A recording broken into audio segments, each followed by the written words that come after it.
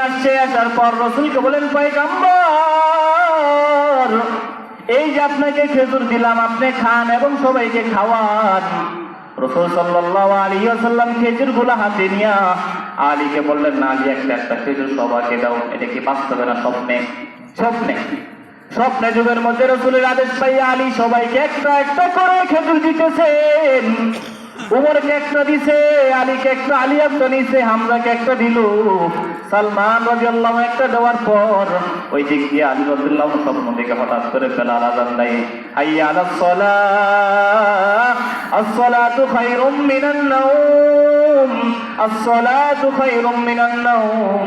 বেলালের আযানে উমরের আলীর ঘুম ভেঙে গেছে। আলী রাদিয়াল্লাহু আনহু ঘুম থেকে জায়গা মসজিদ আইসা দেখে হযরতে উমরের ইমামতিতে নামাজ দাঁড়ায় গেছে। আলী রাদিয়াল্লাহু আনহু নামাজের মধ্যে যারা যায়, দাঁড়ানোর পর নামাজ শেষ করে সবাই আবার বসছে। এখন আমার বাস্তবিক পক্ষে আওয়াজ বাস্তব হয়ে গেছে। সবাই বসার পর তাকায় দেখে স্বপ্ন যুগের মধ্যে একটা মহিলা একটা টুকরির মধ্যে খেজুর নিয়ে আসছেন। আল্লাহু আকবার।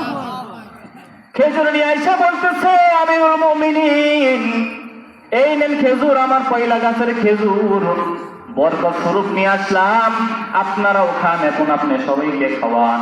আলী রাদিয়াল্লাহু আনহু কে ওমর বলতেছেন, ও আলী, একটা একটা খেজুর কইরা সবার মধ্যে দাও। আলী রাদিয়াল্লাহু আনহু খবর হয়ে গেছে গা যে রাতের বেলায় তো পয়গম্বর আমাকে সবাইকে খেজুর দেওয়ার জন্য বলেছিলেন। আলী রাদিয়াল্লাহু আনহু মনে মনে সবাইকে খেজুর দিতেছেন, আর মনে মনে ভাবতেছেন, ওমর যদি আমাকে একটা খেজুর দেয় তাহলে আমি আরেকটা খেজুর চায়া খাবো। বলেন সুবহানাল্লাহ। খেজুর সবাইকে দেওয়া শেষ। উমরের সামনে খেজুরের পেয়ালা রাখা। আলী রাদিয়াল্লাহু আনহু একটা খেজুর খাইতেছেন, মনে মনে বলতেছেন, আরেকটা খেজুর চামো কি চামো না। সাহস করিয়া বলে, আমিরুল মুমিনিন, খেজুর তো অনেক আছে, আমাকে কি আরেকটা খেজুর দেওয়া যায় না? ওমর বলে, তোমাকে একটা খেজুর কেমনে দিমু? রাতের বেলা পয়গম্বর তোমাকে তো একটা খেজুরে দিয়েছে, সেই জন্য তোমাকে দুইটা দেওয়া যাবে না। উমরের কাছে খবর হয়ে গিয়েছে। মদিনার মধ্যে যারাই স্বপ্ন দেখে সব খবর উমরের কাছে আসে। উমর তো সেই উমর মসজিদে নববীতে বসে উমর বয়ান দেয়, জুমার নামাজের বয়ান দেয়, আবার মাঝে মাঝে কথা বলে। একদিন হঠাৎ করে হাত দিয়া বলতেছে, ইয়া সারিয়াল জাবাল, ডানে তাকাও বামে তাকাও, ডানে তাকাও বামে তাকাও। মুসল্লিরা বলে, আমিরুল মুমিনিন, বুঝলাম না ব্যাপারটা।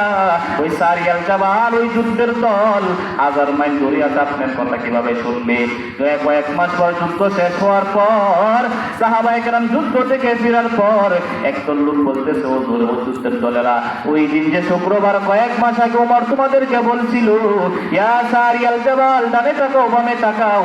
যুদ্ধের সাহাবীরা বলে, আল্লাহ জাত ও সিফাতের কসম, ওই দিন জুমার দিন যদি আমাদেরকে ওমর ডাক না দিতেন, শত্রুরা এসে আমাদেরকে আক্রমণ করতো, আমরা পরাজয় বরণ করতাম।